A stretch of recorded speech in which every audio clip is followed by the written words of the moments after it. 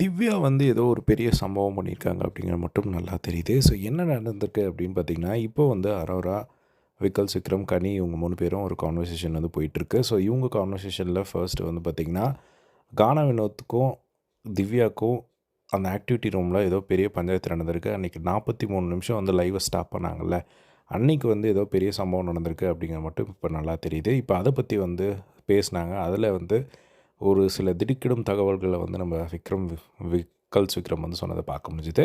அந்த ஒரு கான்வர்சேஷனில அதுக்கு முன்னாடி அவங்க பேசிட்டு இருந்தது வந்து பார்த்திங்கன்னா, அரோரா வந்து ரம்யா பற்றி ஃபஸ்ட்டு பேசுகிறாங்க. ரம்யா வந்து இந்த வீட்ல ஒரு கேப்டனாகவும் இருக்கா, பொய் சொல்கிற ரம்யாவும் இருக்கா, ஒரு டீம்மேட்டாகவும் வந்து இருக்கா. அவள் கேரக்டராகவும் ஒழுங்கா பண்ணலை அந்த ரோலில். ஆனால் இந்த இடத்துல அவங்க அரோராவுக்கு என்ன கோவம் அப்படின்னா, ஒரு கேப்டன் ரோலை பயன்படுத்தி அவங்க அந்த ஒரு ஜுவல் எடுக்கிறதுக்காக நம்மளை வந்து யூஸ் பண்ணது வந்து என்னால் சுத்தமாக ஏற்றுக்கவே முடியாது. அந்த லிவிங் ரூமில் எல்லாரையுமே கூப்பிட்டு உட்கார வச்சு கண்ணை காட்டி அவங்க ஒரு விஷயம் வந்து பண்ணாங்க. அது வந்து எனக்கு சுத்தமாக பிடிக்கல அப்படின்னு சொல்லி, இப்போ அவங்கள வந்து பார்த்திங்கன்னா வீக்கெண்டில் வந்து அட்ரஸ் பண்ணுறதுக்காக எல்லாம் ரெடியாக இருக்காங்க. அது மட்டும் இல்லாமல் இவங்க ஒரு ஹெல்த் இஷ்யூவை வச்சு சும்மா ஒரு கேம் ஆடுறாங்க. நான் அந்த ஒரு விஷயத்த கனி வந்து சொல்கிறாங்க, இந்த மாதிரி நான் அந்த ஒரு விஷயத்த சொன்னதுக்கப்புறம் என்கிட்ட வந்து ரொம்ப பாசமாக வந்து அக்கா லவ் யூ அப்படிங்கிற மாதிரிலாம் வந்து பேசுகிறா. எனக்கு வந்து அது ஒரு மாரி இருக்குது. இவ வந்து டக்குன்னு வந்து உடம்பு சரியில்லைங்கிறா, டக்குன்னு வந்து நல்லா ஆயிடுறா. அது என்னன்னே தெரியல. இவ அத வச்சு பயங்கரமா கேம் ஆடுறான்னு மட்டும் நல்லா தெரியுது அப்படிங்கிற மாரி இப்போ ஒரு சந்தேகம் வந்துருச்சு. இத பேசிட்டு இருக்கும்போது தான் வந்து பார்த்திங்கன்னா, திவ்யாவ பத்தின ஒரு டாபிக் வருது. அந்த உள்ள நடந்த ஒரு விஷயம் எனக்கு இப்போ வரையுமே வந்து என்னன்னே ஒன்றும் புரியலைங்க அப்படிங்கிற மாரி சொல்கிறாங்க. என்ன அப்படின்னா, கானா வினோத் வந்து சொல்லியிருக்காரு போல, யாரோ என் கால பயங்கரமா மிதிச்சாங்க அப்படிங்கிற மாரி வந்து சொல்லியிருக்காங்க. ஸோ அந்த இடத்துல இருந்ததே 4 பேர் தான். ஸோ ஒன்று விக்கல்ஸ் விக்ரம், அவர் இந்த சைடு இருந்தார். சென்டரில் கானா வினோத், பக்கத்தில் திவ்யா இருந்தாங்க. அதுக்கப்புறம் சாண்ட்ரா இந்த சைடு இருந்தாங்க.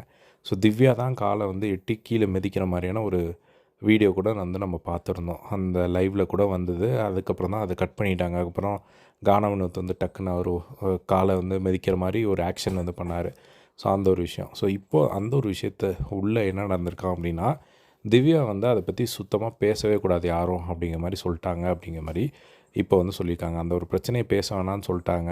அது இப்போ தேவையில்லாமல் பிரச்சனை ஆகும் அப்படின்னு சொல்லி. ஆனால் கானா வினோத் வந்து என்கிட்ட சொன்னார், யாரும் என் காலை பயங்கரமாக மெரிச்சாங்க, அதுக்காக தான் நான் அப்படி ரியாக்ட் பண்ணேன் அப்படிங்கிற மாதிரி வந்து கானா வினோத் வந்து சொல்லியிருக்காப்புல.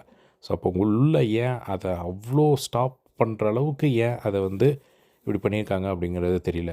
ஸோ இப்போ அந்த ஒரு ரீசனாக கூட இருக்கலாம். இப்போ வந்து இவங்க வந்து பயங்கர ஃப்ரஸ்ட்ரேஷனோடு இருக்கிறதுக்கான ஒரு காரணம் அதுவாக கூட இருக்கலாம் அப்படிங்கிற மாதிரிலாம் வந்து இப்போ இவங்க வந்து பேசிகிட்டு இருந்தாங்க. ஸோ அப்போது திவ்யா வந்து பேசுகிறது வந்து ரொம்ப 7000 வார்த்தைகள் பேசுகிறாங்க ஏதாவது ஒரு விஷயத்துக்கு. அதே மாதிரி இன்றைக்கி வந்து கமருதீனுக்கும் அரோராவுக்கும் ஒரு பிரச்சனை நடந்தது. அந்த ஒரு பிரச்சனை நடந்து முடிஞ்ச உடனே அரோரா வந்து சொல்கிறாங்க இதை.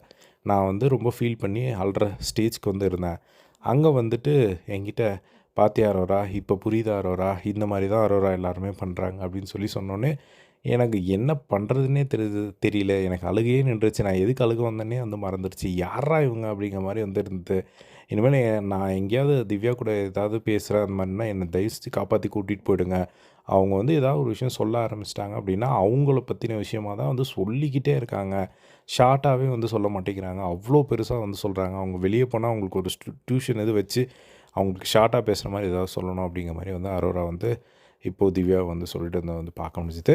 ஸோ அந்த ஆக்டிவிட்டி ரூமில் ஏன் அப்படி மறைச்சாங்க அப்படிங்கிறது வந்து தெரியல. இது வரைக்கும் நான் பார்த்த வரையும் இது வரைக்கும் எவ்வளவோ லைவ் பார்த்துருக்கேன். பட் இந்த மாதிரி ஒரு லைவை கட் பண்ணிவிட்டு அந்த இடத்துல அவ்வளோ பெரிய சண்டை போச்சா அப்படிங்கிற ஒரு கேள்வி தான் வந்து வருது. ஸோ நமிதா மாரிமுத்து போனப்போ எனக்கு தெரிஞ்சு லைவ் கட் பண்ணாங்கன்னு நினைக்கிறேன். ஏதோ பிரச்சனை ஆகி அவங்க வெளியே போனப்போ.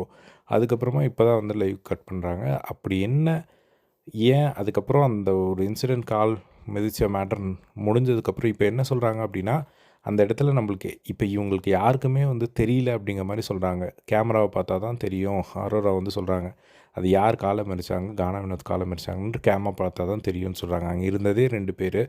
இதை கேமரா பார்த்தா தான் வந்து தெரியும் அப்படிங்கிற மாதிரி வந்து சொல்கிறாங்க. ஸோ அதனால தான் வந்து இப்போது அந்த ஒரு மேட்ரு என்னன்னே தெரியல. அதை அப்படியே விட்டாங்க. ஸோ அது அட்ரஸும் பண்ண மாட்டாங்க. ஏன்னா அதில் லைவ்லேயே கட் பண்ணுறாங்க அப்படின்னா இதை கம்ப்ளீட்டாக அட்ரஸ் பண்ணாமல் விட்டா அது அப்படியே மறைஞ்சிரும் அப்படிங்கிறதுல தெளிவாக இருப்பாங்க. அது கானா வினோத்தும் வந்து அதை பேசலை எங்கேயும். ஒருவேளை அவர் பேசுகிறத இவங்க காட்டலையா அப்படிங்கிறதும் வந்து ஒரு கொஷின் வருது. வெயிட் பண்ணி வந்து பார்க்கலாம். இது வேறு எப்பயாவது சண்டை அவங்களுக்குள்ளே வந்தது அப்படின்னா கண்டிப்பாக வந்து திரும்ப வெடிக்கும். இதை பற்றி உங்களோட ஒப்பீனியன் கமெண்ட் பாக்ஸில் ஷேர் பண்ணுங்கள். இதே மாதிரி எல்லாம் பிக் பாஸ் லைவ் அப்படி தெரிஞ்சுக்க நம்மளோட சேனலை சப்ஸ்கிரைப் பண்ணி சப்போர்ட் பண்ணுங்கள். தேங்க்ஸ் ஃபார் வாட்சிங். பை.